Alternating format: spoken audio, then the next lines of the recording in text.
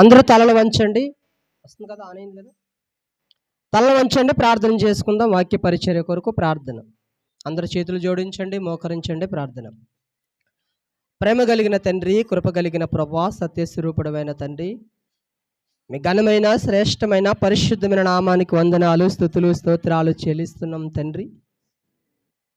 2026వ సంవత్సరము యొక్క 5వ నెల 10వ తేదీన ప్రభా, ఈ ఆదివారపు ఆరాధన కార్యక్రమములో మమ్మలను మా కుటుంబాన్ని క్షేమముగా ఉంచినందుకు మీకు కృతజ్ఞతాస్తుతులు చెల్లిస్తున్నాం తండ్రి. మీరు మాకు అప్పగించిన పరిచర్య, యేసుక్రీస్తు ప్రార్థన మందిరం మూలపేట పరిచర్యను మీ చేతులకు అప్పగిస్తున్నాం తండ్రి. ఇప్పటి వరకు ఎన్నో ప్రభా ప్రసంగాల ద్వారా మమ్మలను, మా ప్రాంతాన్ని ప్రభా మీరు బలపరుస్తున్నందుకు మీకు స్తోత్రాలు, మీకు వందనాలు చెల్లిస్తున్నాం తండ్రి. మరి ఈ సమయంలో ప్రభా, రక్షణ అంటే ఏంటో, రక్షణ మనిషి ఎలా పొందుకోగలడో ప్రభా, ఆ విషయమై ప్రభా తండ్రి మేము ధ్యానిస్తుండగా, నేర్చుకొనిచుండగా మీ సన్నిధిని తోడును అనుగ్రహించమని ప్రార్థిస్తున్నాం. మీరు మాతో మాట్లాడండి, మానవ స్వరాన్ని మరుగుపరిచి దైవ స్వరాన్ని తండ్రి ఇక్కడ వినగలిగే చెవులు గ్రహించగలిగే మంచి మనసు ఇక్కడ ప్రాంత ప్రజలందరికీ మీరు దయచేయమని.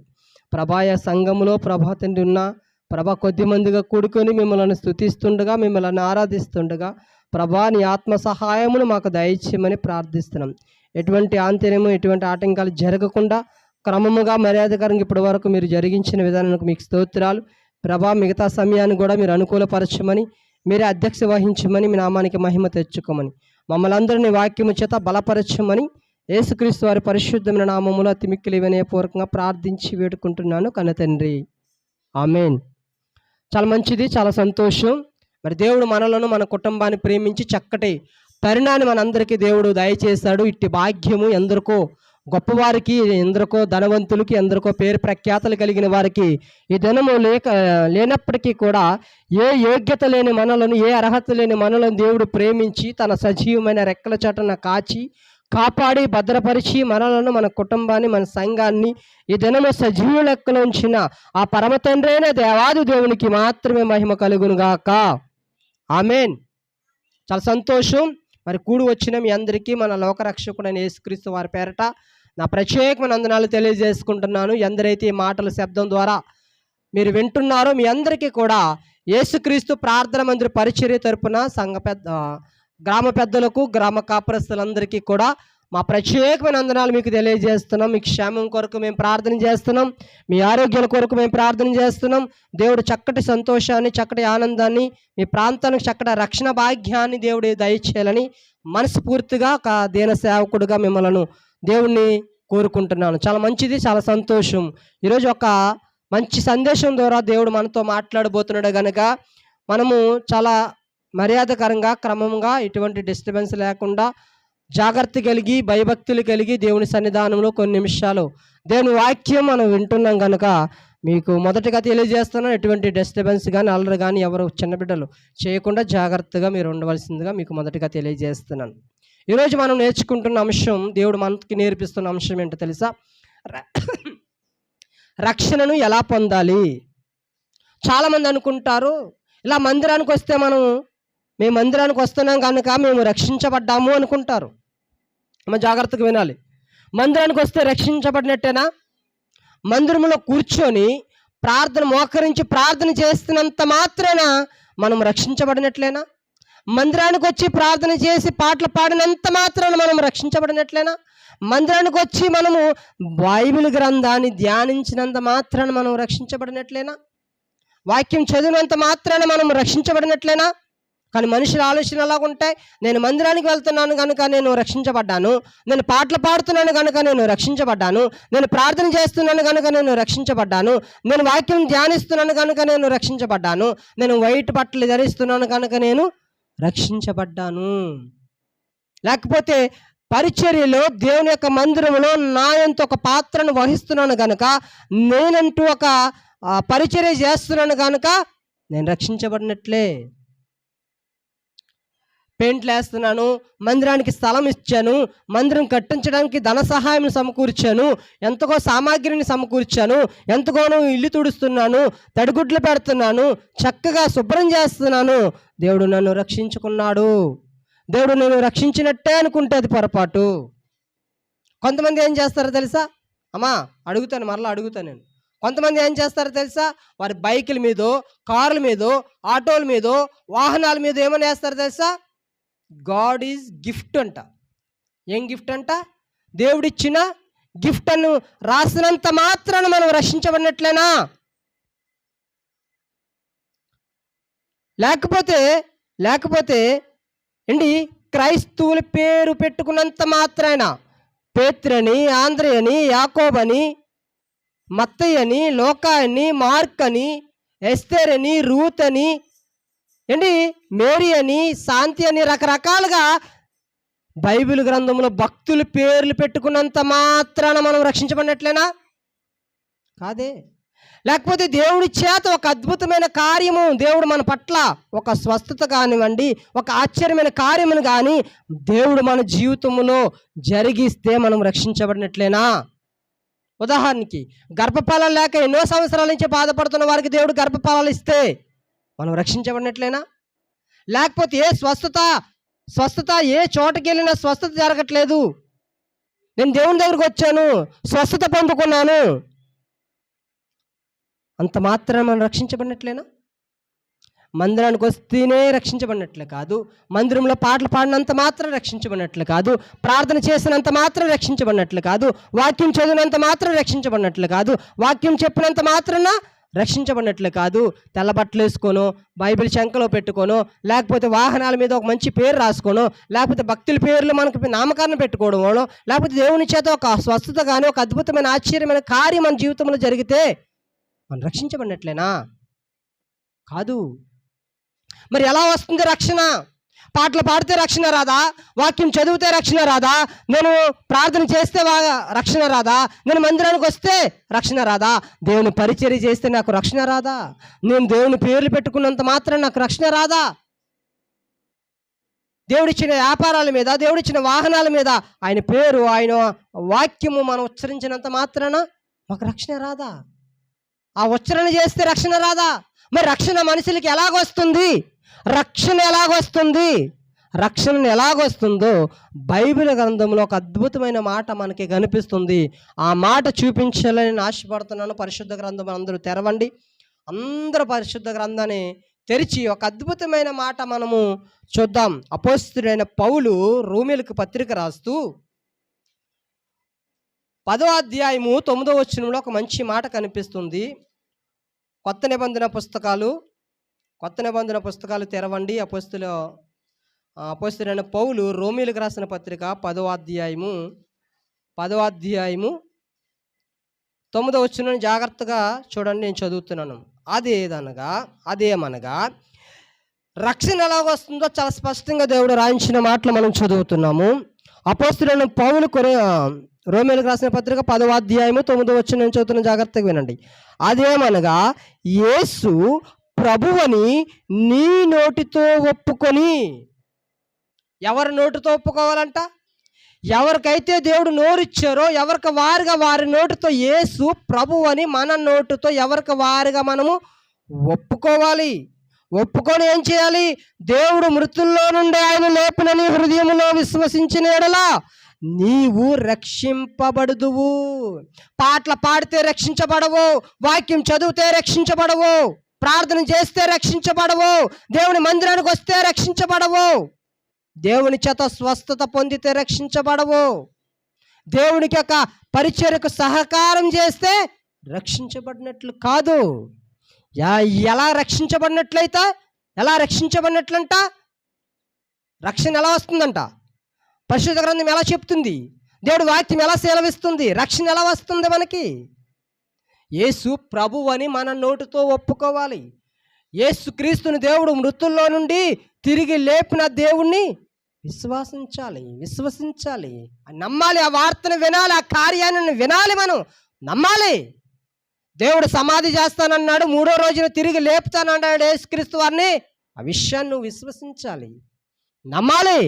దేవుడు కూడా నన్ను లేపుతాడు, నా ప్రభువుని లేపిన దేవుడు నన్ను కూడా ఒకానొక రోజు మరణం తర్వాత నన్ను లేపబోయే ఒక రోజు వస్తుందని విశ్వాసం ఉంచాలి, నమ్మాలి. ఆ మాటను నమ్మాలి. ప్రభువు అని మన నోటితో ఒప్పుకోవాలి. మన అతిక్రమములను విడిచిపెట్టాలి. అతిక్రమములను దాచిపెట్టుకోకూడదు. ఆయన సన్నిధానానికి వచ్చిన మనం చేసిన పాపములు, మనం చేసిన అపరాధములను మనం ఒప్పుకోవాలి. ప్రభువా, నేను పాపిని, నన్ను క్షమించు ప్రభువా అని ఒప్పుకోవాలి. అప్పుడు నువ్వు రక్షించబడినట్లు.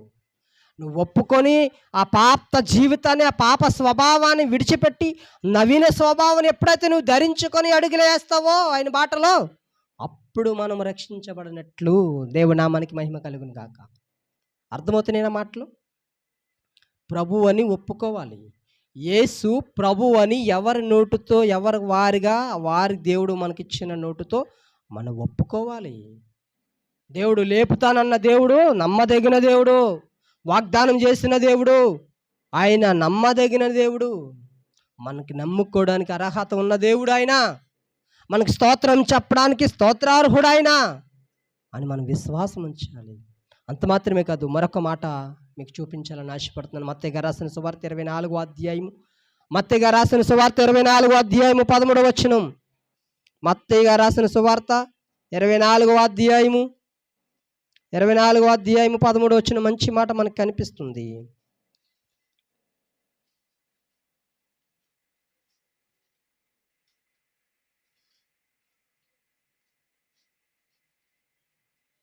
మత్తయి గారు రాసిన సువార్త 13వ వచనం.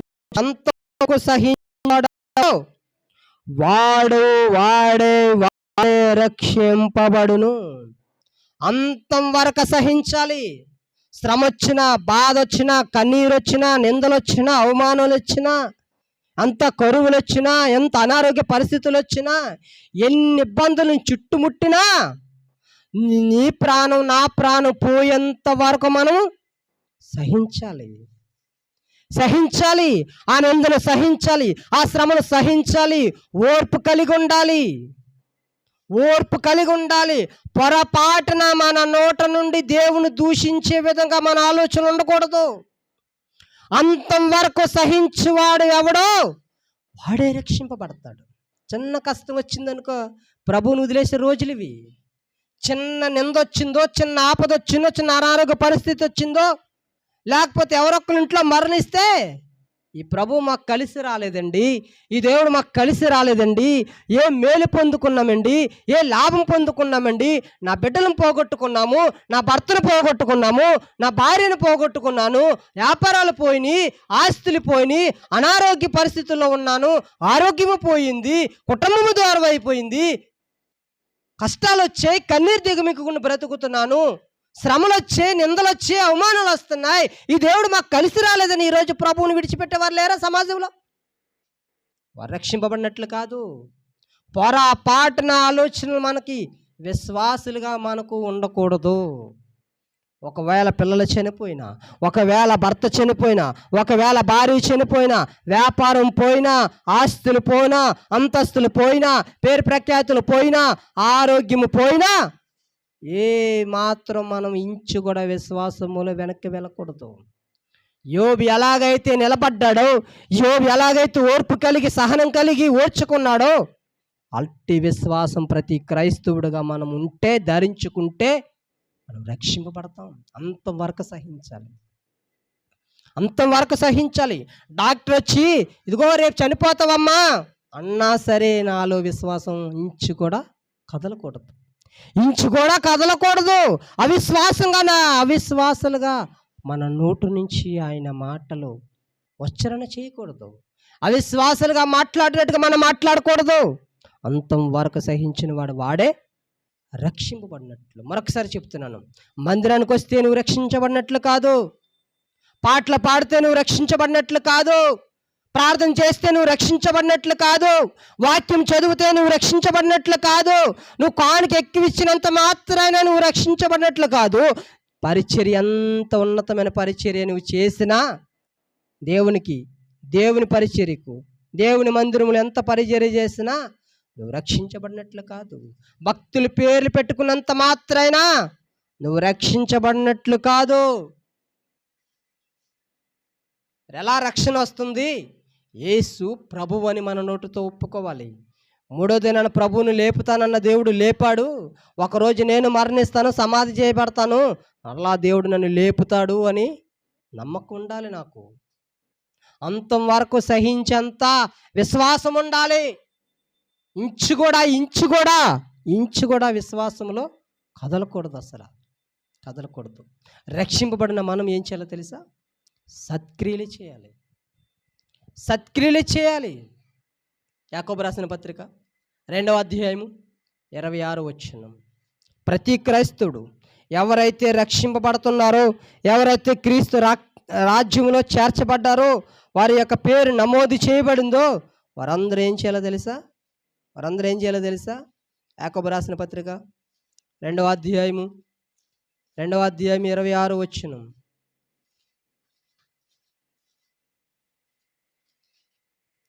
యాకోబు రాసిన పత్రిక 2వ అధ్యాయం 26వ వచనం చదువుతున్నాను, జాగ్రత్తగా వినండి.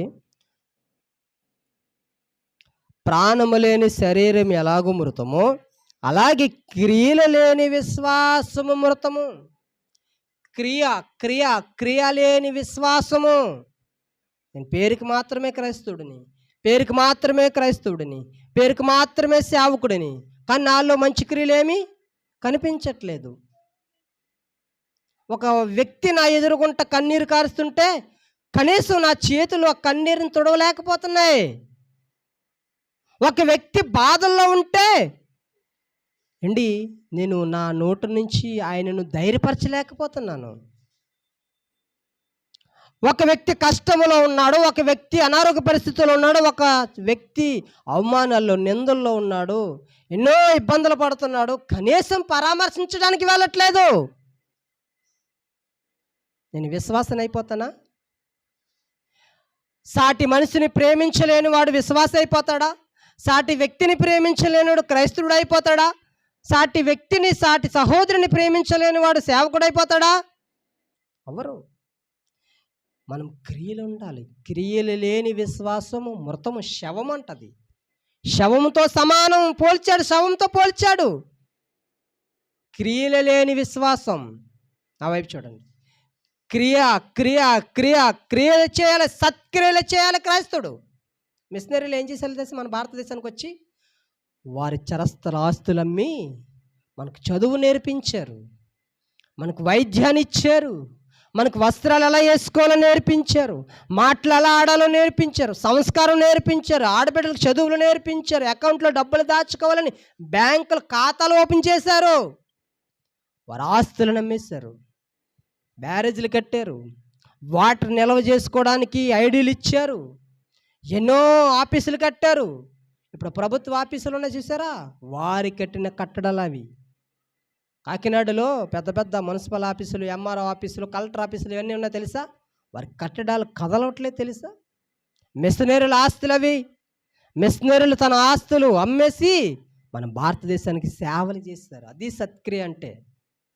అలా చేయాలి. బాగులేని వారిని పరామర్శించాలి, తిండి లేని వారికి తిండి పెట్టాలి, బట్టలు లేని వారికి బట్టలు ఇవ్వాలి, బాధల్లో ఉన్న వారికి ఓదార్చాలి. క్రైస్తవుడు అనే పేరు తగిలించుకున్నామంటే క్రీస్తు సాటి సహోదరులను, సాటి మనిషిని ఎలా ప్రేమించాడో నీవు నేను అలాగే ప్రేమించాలి. అప్పుడు మనం రక్షించబడినట్లు, అప్పుడు మనకు రక్షణ వచ్చినట్టు. దేవుని సంతోషపెట్టే క్రియలు జరిగించాలి.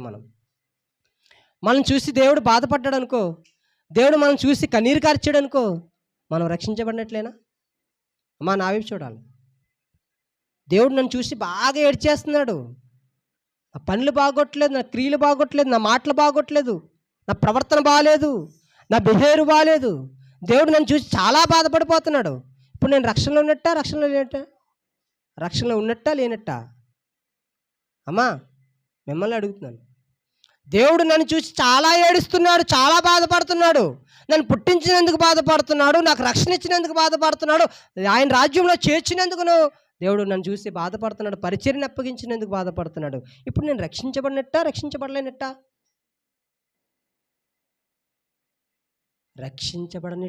బడలేనట్టు.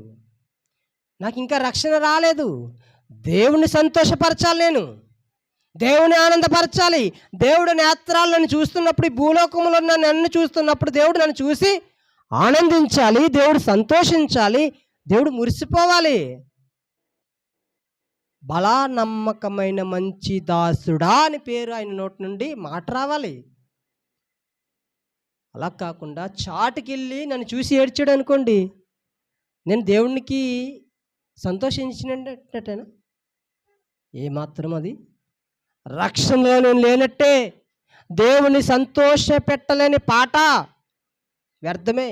దేవుని సంతోష పెట్టలేని ప్రార్థన వ్యర్థమే.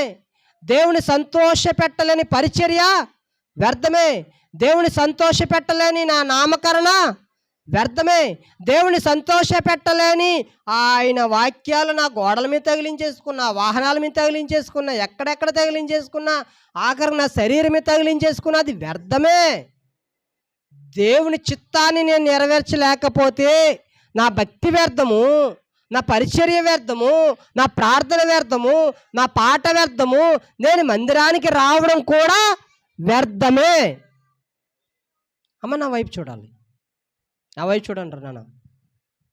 మాటలుంటున్న ప్రజలు ఒక్కసారి మనసు పెట్టి వినండి. మందిరానికి వెళ్ళినంత మాత్రం నువ్వు రక్షించబడినట్లు కాదు. పాటలు పాడినంత మాత్రాన నువ్వు రక్షించబడినట్లు కాదు. వాక్యం చదివినంత మాత్రాన నేను రక్షించబడినట్లు కాదు. యేసు ప్రభువు అని మన నోటితో ఒప్పుకోవాలి. మృతుల్లో నుండి యేసుక్రీస్తుని లేపిన దేవుడు నన్ను లేపుతాడని విశ్వసించాలి. అంతం వరకు నేను సహించాలి, సత్క్రియలు చేయాలి. క్రియలు లేని విశ్వాసం శవంతో సమానం. క్రియలు చేయాలి. క్రియలు చేయడానికి దేవుడు మనం పుట్టించాడు. ఎఫెసీ పత్రిక 2వ అధ్యాయము 10వ వచనం.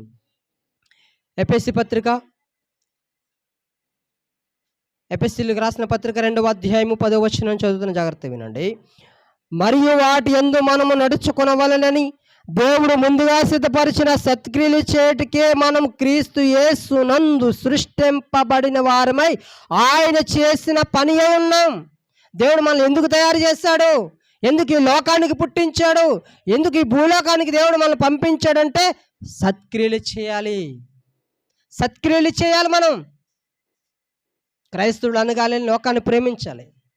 దేవుడు లోకం ఎంతో ప్రేమించను, మనం కూడా లోకాన్ని ఎంతో ప్రేమించాలి. లోకములో ఉన్న మనుషులను ప్రేమించాలి. చెట్లను, పుట్టలను, రాళ్ళను, రెప్పలను కాదు మనం ప్రేమించవలసిందే. మన కంటికి కనిపిస్తున్న మనిషిని ప్రేమించాలి.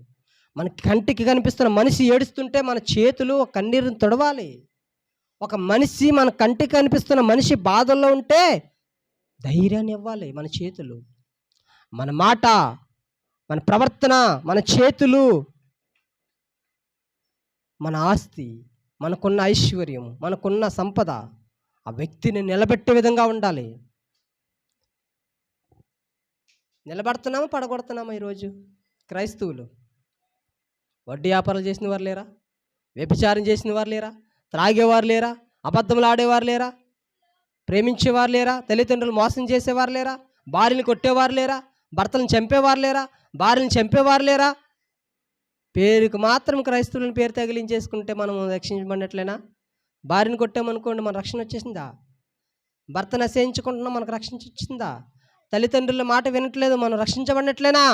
సేవకుడు మాట, సంఘ పెద్దల మాట, పరిచర్య, దేవుడి మాట వినట్లేదు, మనం రక్షించబడినట్లేనా? పేరుకు మాత్రం క్రైస్తవులమే.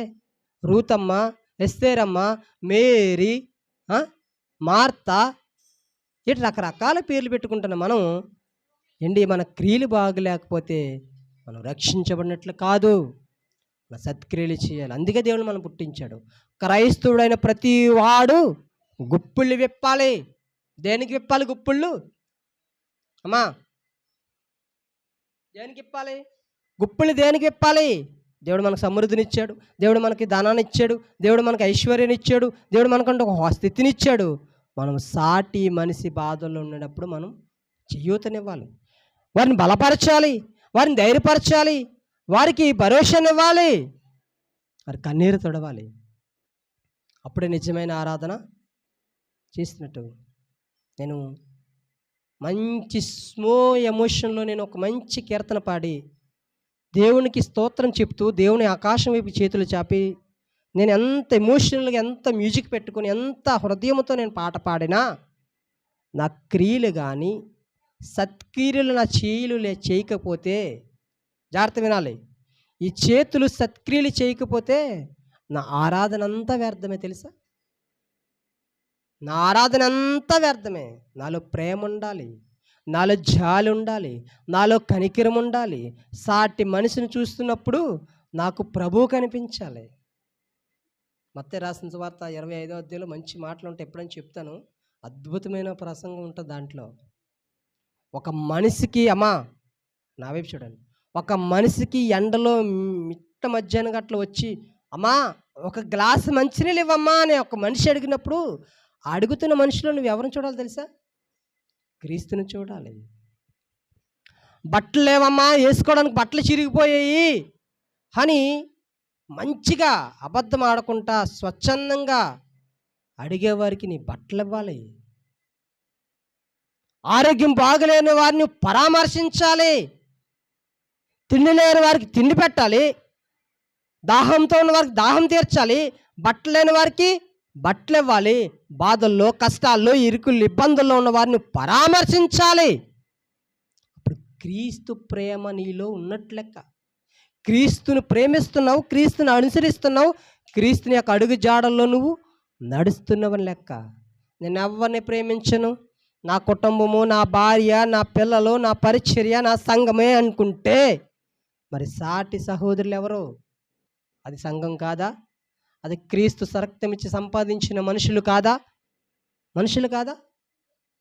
సంపాదించాడండి, సంపాదించాడు. ఒక మాట, అద్భుతమైన మాట మీకు చూపించాలని ఆశపడుతున్నాను. మనము ఎవరి సొత్తు తెలుసా? మనం ఎవరి వారం తెలుసా? ఎవరి వారము తెలుసా? మనము మనకు నచ్చినట్టుగా బ్రతకూడదు. మనకు నచ్చినట్టుగా బ్రతకూడదు. నచ్చినట్టుగా తిరుగుతాను, నా కుటుంబం ఉంటే చాలు, నా సంఘం ఉంటే చాలు, నా పరిచర్య ఉంటే చాలు, ఎవరితో నాకు సంబంధం లేదు, ఎవరు అలా పోతే నాకేంటి, ఎవరు కష్టాల్లో, బాధల్లో, ఇరుకులు, ఇబ్బందులతో ఉంటే నాకేంటి, నేను క్షేమంగా ఉన్నాను, కుటుంబం క్షేమంగా ఉన్నా, సంఘం క్షేమంగా ఉంది అనుకుంటే పొరపాటు. నాకు నచ్చినట్టుగా నేను బ్రతకకూడదు. మరి ఎవరికి నచ్చినట్టుగా బ్రతకాలి? నాకు ఆయన అధికారం క్రిందకి మనము లోబడాలి.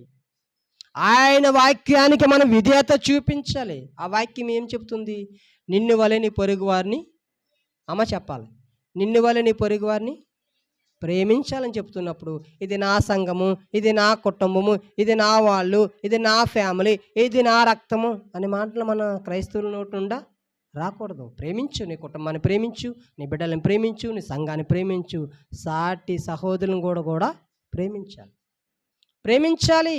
మనం నచ్చినట్టు బ్రతకడానికి మనం మనసొత్తు కాదు. కొరింథీయులకు పత్రిక మొదటి పత్రిక 6వ అధ్యాయము, కొరింథీయులకు రాసిన మొదటి పత్రిక 6వ అధ్యాయము 19-20 వచనాలు ఒకసారి చూడండి. మనం ఎవరి వారము? మొదటి పత్రిక 6వ అధ్యాయము 19-20 వచనం చదువుతున్నాను. మీ దేహము దేవుని వలన మీకు అనుగ్రహింపబడి మీలోనున్న పరిశుద్ధాత్మక ఆలయమై ఉన్నదని మీరు ఎరుగురా? మీరు మీ సొత్తు కాదు, విలువ పెట్టి కొనబడిన వారు గనుక మీ దేహముతో దేవుని మహిమపరచండి. మీకు నచ్చినట్టుగా బ్రతకకండి. మీ దేహాలతో, మన దేహాలతో, దేవుడిచ్చిన దేహాలతో, ఈ కాళ్ళు, చేతులు, శరీరముతో మనము మన దేవుని మహిమపరచాలి. దేవుడు ఎలా మహిమపరచబడతాడు? ఎవరికి ముద్దట్టం, ఎవరికి మంచి నిలవం, ఎవరికి బాగులేకపోతే పరామర్శించం, ఎవరు ఎలా పోతే నాకేంటి, నేను క్షేమంగా ఉన్నాననే పిచ్చిలో ఉంటాం. దేవుడికి మహిమ వచ్చేస్తుందా? చూడండి, మీరు ఎప్పుడైనా వినండి, జాగ్రత్త వినాలి. ఎవరికైనా ఒక బట్టలు కానీ, అన్నం కానీ, ఎవరైనా బాగులేకపోతే వాళ్ళకి ఫ్రూట్స్ కానీ పట్టుకెళ్ళి ఇవ్వండి. ఎంత సంతోషపడతారో తెలుసా? నిజం క్రైస్తవులు చూడండి ఎంత ప్రేమిస్తారండి. బాగులేకపోతే వస్తారు, ప్రార్థన చేస్తారు, ఏదో ఒకటి ఇచ్చి పెట్టుకెళ్తారు, ఇచ్చి వెళ్తారు. కానీ కొంతమంది ఏం చేస్తారో తెలుసా? ఇదిగో నేను నీకు బాగలేనప్పుడు 4 కాయలు ఇచ్చాను, 4 యాపిల్స్ కాయలు, 4 దానిమ్మ కాయలు, 4 ఫ్రూట్స్, 4 ద్రాక్ష పళ్ళు కొన్నాను, మరి నాకు బాగలేదు, నాకు ఇవ్వా? ఆ ఉద్దేశంతో మనం ఇవ్వకూడదు. నాకు ఇస్తారు, నేను ఇస్తే నాకు ఇస్తారని ఉద్దేశంతో మనం ఇవ్వకూడదు. ఏమి ఆశించకుండా స్వచ్ఛందంగా వారు తిరిగి ఆశించకుండా నువ్వు హృదయపూర్వకంగా ఇవ్వాలి. అలా ఇస్తారా ఎవరు? నేను అది బాగాలేనప్పుడు బండరొట్లు ఎట్టుకెళ్ళాను, మొక్కలటి పట్టుకెళ్ళాను, పాలు పట్టుకెళ్ళాను, ఫ్రూట్స్ పట్టుకెళ్ళాను, కొంత అమౌంట్ ఇచ్చాను, మరి నాకు బాగాలేనప్పుడు నాకేం ఇవ్వలేదేటని ఇలాంటి ఆలోచనలతో మనం ఉంటే అది ఇచ్చిందంతా వ్యర్థమే తెలుసా. ఏం ఆశించకు, బదులు ఆశించకు, తిరిగి ఆశించకు. నేను ఒకటే అంటాను, నేను మనస్ఫూర్తిగా చెప్తున్నాను, నేను ఎవరికి బాగోకపోయినా, ఎవరికి నేను సహాయం చేసినా తిరిగి నేను ఆశించను. నాకు మరలా ఇస్తారు, మరలా నాకు వేస్తారు, మరలా నాకు ఇస్తారనే ఉద్దేశంతో మనం ఇవ్వకూడదు. ఇవ్వాలి. 100 ఇస్తావా, 50 ఇస్తావా, 10 రూపాయలు ఇస్తావా, కనీసం ఒక పావు కేజీ ద్రాక్షపళ్ళు ఇస్తావా, ఏమి ఆశించకు. ప్రేమతో ఇవ్వు. ఇది నా ప్రభువు నేర్పించాడు. సాటి మనిషిని ప్రేమించాలి, సాటి సహోదరుని ప్రేమించాలి అని మనసు కలిగి నువ్వు ఇస్తే ఖచ్చితంగా దేవుడు మహింపరచబడతాడు. కనీసం కొద్దిమంది అని అంటారు తెలుసా, క్రైస్తవులు చాలా ప్రేమిస్తారండి. ముక్కు మొఖం తెలియలేని వాళ్ళకి కూడా బట్టలు ఇస్తారండి. ముక్కు మొఖం తెలియని వారికి భోజనాలు పెడతారండి. ముక్కు మొఖం తెలియని వాళ్ళ దగ్గరికి వచ్చి పరామర్శిస్తారండి. హాస్పిటల్లో మేము ఎవరో తెలియదండి, మంచిగా వచ్చి ప్రార్థన చేస్తారండి. మంచానికి వెళ్ళి మాకు ఫ్రూట్స్ ఇస్తారండి అని ఎంతమంది దేవుని మహిమపరుస్తారు తెలుసా. దేవునికి మాత్రమే మహిమ కలుగును కాక. అట్టి కార్యాలు మనం చేయాలి, అట్టి పనులు మనం చేయాలి. మనం మనసొత్తు కాదు మనకు నచ్చినట్టు బ్రతకడానికి. తన స్వరక్తమిచ్చి, సొంత రక్తమిచ్చి సంపాదించుకునే సంఘం ఇది. విలువ పెట్టి కొన్నాడు. ఏంటో తెలుసా విలువ? తన రక్తాన్ని ధారపోసాడు. ఎందుకే పనికిరాని నిన్ను నన్ను పనికొచ్చేవాడుగా తన విలువైన రక్తాన్ని ధారపోసి కొనుక్కున్నాడు. పాప బానిసత్వంలో నిన్ను నన్ను ఆ బానిసత్వంలో నుంచి కొనుక్కున్నాడు ఆయన. దానికి వెల ఏమిచ్చాడో తెలుసా? తన పరిశుద్ధమైన రక్తాన్ని ఇచ్చాడు, తన పవిత్రమైన రక్తాన్ని ధారపోసాడు. పాపముల చేత, అపరాధముల చేత సాతాను ఒడిలో ఉన్న మనలను దేవుడు తిరిగి బ్రతికించుకున్నాడు. చచ్చిపోయాం, ఒకప్పుడు మనం చచ్చిపోయాం. పాపముల చేత, అపరాధముల చేత చచ్చిన వారుగా ఉన్న నిన్ను నన్ను తన విలువైన పరిశుద్ధమైన రక్తాన్ని, పవిత్రమైన రక్తాన్ని ధారపోసి బ్రతికించుకున్నాడు, కొనుక్కున్నాడు ఆయన. అందుకే అంటున్నాడు, మీరు మీ సొత్తు కాదు, మీ దేహముతో దేవుని మహిమపరచండి. వ్యభిచారాలు, జారత్వాలు జోలికి వెళ్ళకండి, దూరంగా పారిపోండి. త్రాగుడికి, అన్యాయాలకు, అక్రమాలకు ఎటు నువ్వు చోటునివ్వకండి. దుష్టుడికి నిందించడానికి దుష్టుడికి అవకాశం ఇవ్వకండి. పరిశుద్ధత కలిగి ఉండండి, పవిత్రత కలిగి ఉండండి, నీతి కలిగి ఉండండి, యథార్థత కలిగి ఉండండి, నమ్మకం కలిగి ఉండండి. క్రైస్తవులంటే ప్రేమించేవారా, క్రైస్తవులంటే త్యాగం చేసేవారా, క్రైస్తవులంటే ఎవరిని మోసం చేయర్రా, క్రైస్తవులంటే ఎవరిని ద్రోహం చేయర్రా, క్రైస్తవులు ఎవరికి అన్యాయం చేయర్రా. క్రైస్తవులు ప్రేమిస్తారా? మనం కొట్టినా ప్రేమిస్తారు, మనం తిట్టినా ప్రేమిస్తారు, మనం అసహించుకున్నా ప్రేమిస్తారు, మనం ఎంత దాడి చేసినా అంతకంటే ఎక్కువగా మనం ప్రేమిస్తారనే నీ యొక్క సాటి వ్యక్తితో నువ్వు సాక్ష్యాన్ని పొందుకుంటే ఖచ్చితంగా దేవుడు మహిమపరచబడతాడు. రక్షణ ఎలా పొందుకున్నట్టు తెలుసా?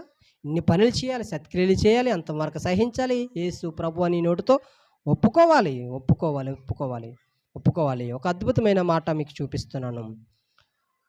యోహానుకు రాసిన మొదటి పత్రిక. అమ్మా సైలెన్స్గా ఉండాలి, నా వైపు చూడాలి, జాగ్రత్తగా వినండి. వాక్యం ముందు నుంచి చెప్తున్నాను, జాగ్రత్తగా వినండి అమ్మా, జాగ్రత్తగా వినండి అని చెప్తున్నాను.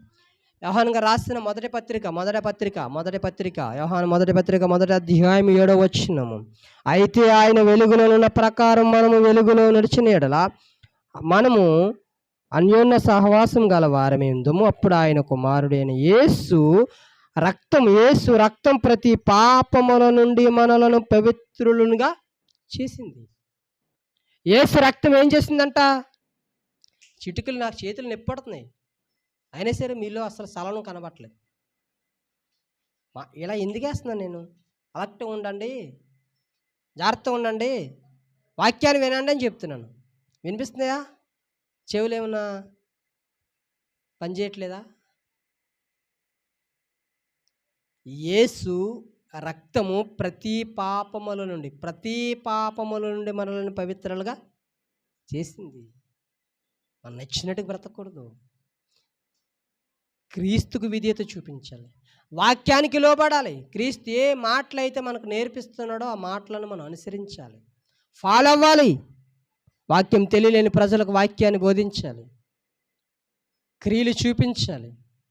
మనం ప్రవర్తన, మన మాట, మన బిహేవియర్ అంతా బాగుండాలి. సాటి సహోదరులను ప్రేమించాలి, ప్రేమించాలి, ప్రేమించాలి, ప్రేమించాలి, ప్రేమించాలి. నువ్వు రక్షించబడినట్లు.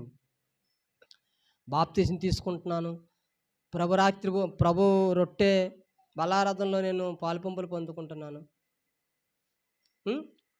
రొట్టె తీసుకుంటున్నాను, ద్రాక్షరసం తీసుకుంటున్నాను, నేను కానుకేస్తున్నాను, నేను చక్కగా పాటలు పాడుతున్నాను, చక్కగా వాక్యాన్ని ధ్యానిస్తున్నాను, చక్కగా వాక్యాన్ని సేవకుడికి అందిస్తున్నాను, చదువుడు ద్వారా ప్రార్థన చేస్తున్నాను, వాక్య పరిచర్య శుభ్రం చేసేస్తున్నాను, పెయింట్లు వేసేస్తున్నాను, మొత్తం అంతా డెకరేషన్ చేసేస్తున్నాను, అన్నీ చదివేస్తున్నాను, అన్నీ నీట్గా చేసేస్తున్నాను.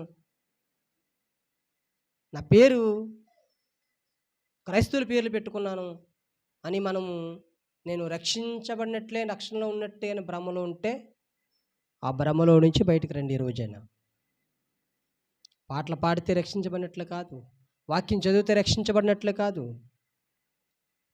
ప్రార్థన చేస్తే రక్షించబడినట్లు కాదు, వాహనాల మీద గాడ్ ఇస్ గిఫ్ట్ అని వేసుకున్నంత మాత్రాన రక్షించబడినట్లు కాదు, క్రైస్తవుల పేర్లు పెట్టుకున్నంత మాత్రం రక్షించబడినట్లు కాదు. ఈ రొట్టె ద్రాక్షరసం తీసుకున్న రోజు తెల్లబట్టలు వేసుకొని, తెల్ల చీర కట్టుకొని, తెల్లబట్టలు వేసుకొని మందిరానికి వెళ్ళిపోని మనం రక్షించబడినట్లు కాదు. మనము మొదటిగా ఏం చేయాలో తెలుసా? నిజంగా మనము యేసు ప్రభు అని మన నోటితో ఒప్పుకున్నామా? మృతుల నుండి నన్ను లేపుతాడని విశ్వాసం నీకుందా? చనిపోయిన తర్వాత దేవుడు లేపుతాడు, నేను కూడా మరలా బ్రతుకుతానని ఆ విశ్వాసంతో నువ్వు రక్షణలో ఉన్నావా? అయితే నువ్వు రక్షించబడినట్లే, నువ్వు రక్షించబడినట్లే. కష్టం వచ్చినా, బాధ వచ్చినా, నిందలు వచ్చినా, అవమానాలు వచ్చినా, నా శరీరం సహకరించకపోయినా, నా భార్య, నా బిడ్డలు, నా భర్త, నా తల్లిదండ్రులు, నా స్నేహితులు, నా శ్రేయభిలాసులు, చుట్టుపక్కల వారు ఎవ్వరు నాకు సపోర్ట్గా, సహకారులుగా నాకు లేకపోయినా నేను అంతం వరకు సహించగలిగిన ఒక తీర్మానం కలిగి ఉన్నావా? నేను రక్షించబడినట్లే. అట్ట ఆలోచన కలిగి ఎవరైతే ఉంటారో ఖచ్చితంగా వారు రక్షించబడినట్లే. అంతవరకు సహించాలనే దృఢమైన విశ్వాసముతో, బలమైన విశ్వాసముతో ఎవరైతే వారి విశ్వాస జర్నీని ముందుకు సాగిస్తున్నారో ఖచ్చితంగా వారు రక్షించబడినట్లుగా, రక్షణలో ఉన్నట్టే. సత్క్రియలు చేయాలనే ఆలోచన, నా దగ్గర కోట్లు లేవు, లక్షలు లేవు, తినడానికి తిండి లేదు, అయినా సరే ఒక మనిషి బాధల్లో ఉంటే జాలి అనే గుణం నీలో ఉందో చూసారా? జాలి పడుతున్నా చూసారా? కనికిరం పడుతున్నా చూసారా? అయ్యో ఏదో చెయ్యాలే, కనీసం మన దగ్గర ఏమీ లేదు కాబట్టి ఒక మంచినీళ్ళని ఇచ్చి, ఒక ధైర్యాన్ని ఇచ్చి వాళ్ళ కోసం ప్రార్థనని చేద్దామనే సత్క్రియ నీలో ఉంటే నువ్వు రక్షించబడినట్లే. ప్రభువు నా పాపములు నేను పవిత్రాలు చేస్తాడు, పవిత్రునిగా చేస్తాడని విశ్వాసం నీలో ఉంటే రక్షించబడినట్లే. నేను నా సొత్తు కాదు, నా శరీర కోరికలు నేను లొంగిపోవడానికి నేను దేవుని బిడ్డను, నేను దేవుడు తన రక్తాన్నిచ్చి నన్ను కొనుక్కున్నాడు, విలువ పెట్టి కొనబడిన దానిను, విలువ పెట్టి కొనబడిన వాడును నేను. నాకు నచ్చినట్టుగా నేను బ్రతకూడదు, నాకు నచ్చినట్టుగా నేను తిరగకూడదు, నాకు నచ్చినట్టుగా నేను ఆలోచించకూడదు, దేవుని చిత్తాన్ని నా దేహంతో జరిగించాలనే ఆలోచన నీలో ఉంటే నువ్వు రక్షించబడినట్లే, ఖచ్చితంగా రక్షించబడినట్లే, ఖచ్చితంగా 100% నీవు రక్షించబడినట్లే. నేను ఏవైతే చెప్తున్నాను ఆలోచనలు, ఈ ఆలోచనలు నీలో ఉంటే ఖచ్చితంగా నువ్వు రక్షించబడినట్టే. ఒక మాట చూపిస్తాను. ఫిలిప్పీయులకు రాసిన పత్రిక 2వ అధ్యాయము, ఫిలిప్పీయులకు రాసిన పత్రిక ఇందాక ఎపిసి చూసాం కదా, ఎపిసి పక్కన ఉంటుంది. ఫిలిప్పీయులకు రాసిన పత్రిక 2వ అధ్యాయము 5వ వచనం, క్రీస్తు యేసునకు కలిగిన ఈ మనసు మీరును కలిగి ఉండండి. రక్షించబడినట్లే. క్రీస్తు ఒక వ్యక్తి పాపములు ఉంటే ఆ వ్యక్తిని చూసి ఎలాగైనా రక్షించాలని ఆలోచన కలిగి ఉన్నాడు చూసారా? అట్టి మనసు నీకు నాకుంటే రక్షణలో ఉన్నట్టే, రక్షించబడినట్టే. ఇంకా దానికి ఆలోచించవలసిన అవసరం లేదు. 100% నీవు నేను రక్షణలో ఉన్నాం. ఒక వ్యక్తి తన నడవడిక నరకానికి వెళ్ళిపోతున్నప్పుడు నీలో జాలి, నీలో ఆ వ్యక్తి మీద కనికరం పుట్టి, అయ్యో ఒక వ్యక్తి నశించిపోతున్నాడనే ఆలోచన నీలో ఉంటే నువ్వు రక్షించబడినట్లే. క్రీస్తు యేసునకు కలిగిన మనస్సు మనం కలిగి ఉంటే మనం రక్షించబడినట్లే. ఇది నా దేహం కాదు, మరొకసారి చెప్తున్నాను, ఇది నా దేహం కాదు నాకు నచ్చినట్టుగా ఉండడానికి, ఇది ప్రభువుది. ప్రభు దేహము పాపముల చేత అపరాధముల చేత చచ్చిన వారంగా ఉన్న నన్ను బ్రతికించాడు. తన స్వరక్తమిచ్చి పవిత్రం చేశాడు. నా దేహముతో నాకు నచ్చినట్టు తిరగకూడదు, నాకు నచ్చిన వాటిని చూడకూడదు, నాకు నచ్చిన చోటకు నేను వెళ్ళకూడదు, నాకు నచ్చినట్టుగా నా నోట్లో నుంచి మాట్లాడకూడదు, నాకు నచ్చినట్టుగా నా హృదయంలో ఆలోచనలు ఉండకూడదు. విలువ పెట్టి కొనబడిన దేవునిది గనక ఆయనదే. ఈ దేహము ఆయనదే. నా నోటి నుంచి మాటలు రావాలని ఆయన కోసమే రావాలి. నేను నడుస్తున్నానంటే ఆయన కోసమే నడవాలి. నేను చేతులు నాకు ఏదైనా పని చేస్తానంటే ఆయన కోసమే చేయాలి. టోటల్ నా హృదయం ఆలోచన నడనెత్తి నుంచి అరికాల వరకు ఆయనకు సమర్పించుకునేవాడుగా ఉండాలి. సజీవయాగముగా మీ శరీరములను దేవునికి సమర్పించుకునే అని లేఖనాన్ని మనం నెరవేర్చాలి. అప్పుడు రక్షించబడినట్లు. ప్రభు లేపుతాడు, చనిపోయిన తర్వాత నేను బ్రతుకుతానని విశ్వాసం నీలో ఉండాలి. రక్షించబడినట్లు. కష్టాలు, ఇబ్బందులు, ఇరుకులు వచ్చినా క్రీస్తు ప్రేమ నుండి ఏది నన్ను ఎడబాపుతూ విశ్వాసం ఆఖరి చూపు, ఆఖరి క్షణం వరకు, అంతం వరకు సహించాలి. వాడే రక్షించబడినట్టు. పాటలు పాడుతున్నాను, వాక్యం చదువుతున్నాను, వాక్యం చక్కగా ధ్యానిస్తున్నాను, చక్కగా వివరిస్తున్నాను, పరిచర్య చేస్తున్నాను. నేను దేవుని పేర్లు పెట్టుకున్నాను, తెల్లబట్టలు వేసుకున్నాను, చక్కటి బైబిల్, మంచి ఖరీదైన బైబిల్ నేను కొనుక్కున్నాను. కానుకు నేను ఎక్కువ వేస్తాను, డిబ్బీలో ఎక్కువ పరిచర్య చేస్తాను. తెల్లవారులు వెళ్ళిపోతాను, వారం 2-3 సార్లు వెళ్ళి తడిగుడ్లు పెట్టేస్తాను, చర్చ అంతా తుడి చేస్తాను, శుభ్రం చేసేస్తాను, బాతులను కడిగేస్తాను, అన్నీ కడిగేస్తాను. ఏదైనా ఒక మంచి ప్రోగ్రామ్ సంఘం తరపున ఏదైనా క్రిస్మస్ కానీ న్యూ ఇయర్ కానీ వస్తే డెకరేషన్ అంతా చేసేస్తాను, పెయింట్లు వేసేస్తాను, అన్నీ చేసేస్తాను, చాలా ఖర్చు పెడతాను, చాలా సమయాన్ని వెచ్చిస్తాను. నేను చక్కగా ప్రార్థన చేస్తాను, చక్కగా సమయాన్ని పాటిస్తాను, సమయానికి నేను మందిరానికి వెళ్ళిపోతాను. ఇవన్నీ ఉండి ఈ ముందు చెప్పిన ఆలోచన నీలో లేకపోతే నువ్వు రక్షించబడినట్లు కాదు. పాటలు పాడితే రక్షణ రాదు, వాక్యం చదివితే రక్షణ రాదు, ప్రార్థన చేస్తే రక్షణ రాదు, వాక్య పరిచర్య చేస్తే రక్షణ రాదు, దేవుని పరిచర్య చేస్తే రక్షణ రాదు, దేవుని పేర్లు పెట్టుకుంటే రక్షణ రాదు. దేవుడి యొక్క వాక్యాలు మనం ఉన్న వ్యాపారాల మీదో, బోట్ల మీదో, వాహనాల మీద వేసుకున్నంత మాత్రాన రక్షణ రాదు. దేవుని చేత స్వస్థత పొందుకున్నంత మాత్రాన రక్షణ రాదు. దేవుని చేత ఒక అద్భుతమైన ఆశ్చర్యమైన కార్యం దేవుడు మన పట్ల జరిగినంత మాత్రాన మనం రక్షించబడినట్లు కాదు. యేసు ప్రభు అని మన నోటితో ఒప్పుకోవాలి. మన అతిక్రమను విడిచిపెట్టాలి. అతిక్రమములను విడిచిపెట్టేవాడు వర్ధిల్లుతాడు, దాచిపెట్టేవాడు వర్ధిల్లడు, బాగుపడ్డవాడు నాశనం అయిపోతాడు. దాచిపెట్టకూడదు, ఆయన సన్నిధిలో ఒప్పుకోవాలి. ప్రభువా నేను పాపిని నేను క్షమించాను ఒప్పుకోవాలి. చచ్చిన నన్ను బ్రతికించిన కృతజ్ఞత కలిగి ఉండాలి, సత్క్రియలు చేయాలి, అంతం వరకు సహించాలి. అలాంటి ఆలోచన కలిగి ఉంటే నేను రక్షించబడినట్లే. దేవుడు అట్టి మనసును నీకు నాకు దేవుడు అనుగ్రహించును కాక. ప్రార్థన చేద్దాం, అందరూ తల్ల వంచండి. అత్యున్నత సింహాసనం మీద ఆశిస్తున్నటువంటి దైవమానికి వందనాలు, స్తుతులు, స్తోత్రాలు చెల్లిస్తున్నాం తండ్రి. మీ అపారమైన ప్రేమను బట్టి, ఉచితమైన కృపను బట్టి మమ్మల్ని సజీవుల లెక్కలో ఉంచిన దేవానికి స్తోత్రాలు, నీకు వందనాలు. ఇప్పటి వరకు ప్రభా రక్షణ మనిషికి ఎలాగొస్తుందో ప్రభా మీరు రాయించిన పరిశుద్ధ గ్రంథంలో నుంచి కొన్ని విషయాలు మాకున్న సమయాన్ని బట్టి, ఎండ తీవ్రతను బట్టి ప్రభా తండ్రి ఒక 30 గంట నీ వాక్యాన్ని ధ్యానించాం. ప్రభా వినగలిగే చెవులు, గ్రహించగలిగే మంచి మనసు నాకు, మా సంఘానికి, ఈ మాటలు ఏమిటంటే ప్రజలకు మీరు దయచేయమని ప్రార్థిస్తున్నాను. విన్ని విడిచిపెట్టేవారుగా కాకుండా ప్రభా తండ్రి మా నోటితో ఒప్పుకోవాలని, అంతం వరకు సహించవాలని, సత్క్రియలు చేయాలని, మీకు కుమారుడు కలిగిన మనసు మేము కలిగి ఉండాలని ఎన్నో లేఖనాలు మేము చూసాం. ప్రభా అట్టి యొక్క మనస్సును మేము కలిగి ఉండడానికి సహాయం దయచేయమని, కృప చూపించమని, విన్న వాక్యం వ్యర్థంగా పోకుండా, దుష్టుడు ఎత్తుకొని పోకుండా మా హృదయంలో భద్రపరుచుకునే ఆలోచన జ్ఞానమును మా అందరికి మీరు దయచేసి మీరు మహిమ తెచ్చుకోండి. యేసుక్రీస్తు పరిశుద్ధమైన నామములో ప్రార్థించి వేడుకుంటున్నాను కన్న తండ్రి.